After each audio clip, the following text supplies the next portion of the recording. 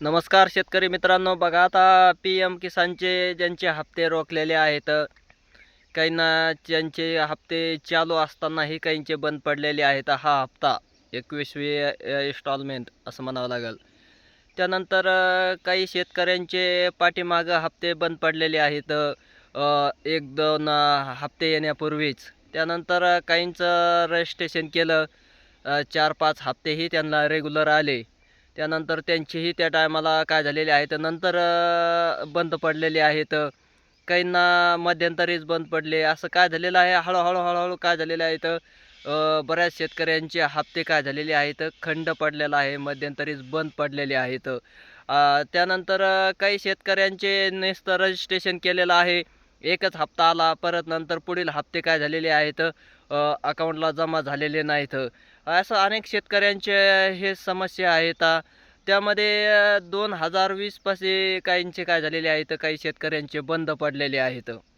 पण काही शेतकऱ्यांनी ज्या 2020मध्ये आपण KYC केली होती, ती KYC कशाप्रकारे केली होती, तर आपल्या आधारला मोबाईल लिंक केलेला होता आणि आधारला मोबाईल लिंक केल्यामुळं OTPवर बऱ्याच शेतकऱ्यांची KYCची प्रक्रिया पार पाडली होती. आणि KYCची प्रक्रिया OTPवर पार पाडल्यामुळं काहींचे हप्ते चालू राहिले, काहींचे KYC केली तरी बंद आहेत. आणखीनही सध्याही बंद आहेत आणि काही शेतकऱ्यांचे चालू आहेत आणि काही शेतकऱ्यांचे या या हप्त्याच्या वेळेसही बंद पडलेले आहेत. पण ज्यांचे हप्ते बंद पडलेले आहेत मध्यंतरी, ज्यांचे हप्ते चालू आहेत, अशा सर्व शेतकऱ्यांनी काय करायचं आहे, आपली KYC बायोमॅट्रिक म्हणजे थंब अंगठा मांडून KYC करायची आहे.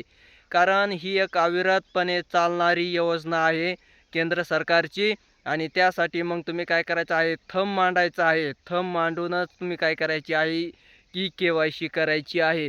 कारण OTPवरले KYC ज्या शेतकऱ्यांनी केलेले आहेत, त्या शेतकऱ्यांचे हप्ते हळूहळू काय व्हायला लागलेले आहेत, बंद पडायला लागलेले आहेत. त्यामुळं तुम्ही काय करायचं आहे, सेतू सुविधा केंद्रामध्ये जाऊन आधाराच्या सहाय्याने थंब देऊन, अंगठ्या देऊन काय करायची आहे, KYCची प्रक्रिया पार पाडायची आहे. तरच तुमचे हप्ते काय होणार आहेत, अविरत चालू होणार आहेत. हे येणारं जे मानधन आहे का नाही, डायरेक्ट तुमच्या खात्यावर डेबिट थ्रो येणार आहे. हे सर्व शेतकऱ्यांनी काय करायचं आहे, लक्षात घ्यायचं आहे. आणि ज्यांचे हप्ते बंद आहेत त्यांनी सुद्धा काय करायचं आहे, अंगठ्याच्या माध्यमातून काय करायचे आहे, KYC करायचे, थंब मांडायचा आहे. थंबच्या साहाय्याने परत रिपीट KYCची प्रक्रिया पूर्ण करायची आहे. आणि मग तुम्ही जे शासनाने निकष वगैरे लावलेले आहे, त्या निकषमध्ये बसत असाल तर तुम्हाला 100% राहिलेले पाठीमागचे सर्व हप्ते काय केले जाणार आहेत, तुमच्या खात्यावर वर्ग केले जाणार आहेत. म्हणजे तुम्हाला ते हप्ते येणार आहेत, ह्यात काही शंका नाही. त्यामुळं मग तुम्ही काय करायचं आहे, जवळच्या आपली सरकार सेवा केंद्रावर जाऊन आपल्या ज्या KYCची जी प्रक्रिया आहे ना, त्या थंबच्याद्वारे करायची आहे. थंब मांडून काय करायचं आहे, प्रक्रिया पूर्ण करायची आहे. कारण OTPवरले जेवढ्या शेतकऱ्यांनी OTPवर KYCची प्रक्रिया केलेली आहे, त्यांचे हप्ते हळूहळू बंद पडायला लागलेले आहे. काहींचं सगळे पात्रता निकषमध्ये बसत असले तरी KYC केलेली असली OTPच्या माध्यमातून तरीसुद्धा काय झालेले आहेत, हप्ते बंद पडलेले आहेत. त्यामुळं मग सर्वांचे ज्यांचे हप्ते चालू आहेत त्यांनीही थंब देऊन KYCची प्रक्रिया पूर्ण करायची आणि ज्यांचे बंद पडलेले आहेत त्यांनीही आणि ज्यांचे चालू आहेत त्यांनी सर्व शेतकऱ्यांनी काय करायची आहे, ह्या KYCची प्रक्रिया पूर्ण करायची आहे. तरच तुम्हाला हे मानधन जे आहे ना, ते तुमच्या खात्यावर काय होणार आहे, जमा होत राहणार नाही आहे. नसता तुम्ही जर KYCची प्रक्रिया नाही केली तर हळूहळू काय होणार आहे, तर ज्यांनी OTPच्या माध्यमातून KYC केलेले आहे त्यांचे हप्ते बंद होणार आहेत.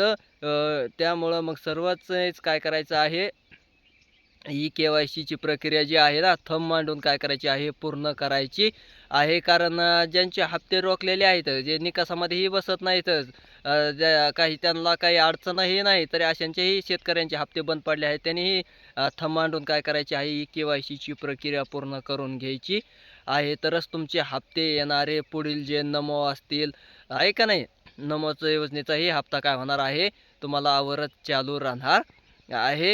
हे सर्व शेतकऱ्यांनी काय करायचं आहे, ई-के-वाय-सीची प्रक्रिया पूर्ण करून घ्यायची आहे. धन्यवाद.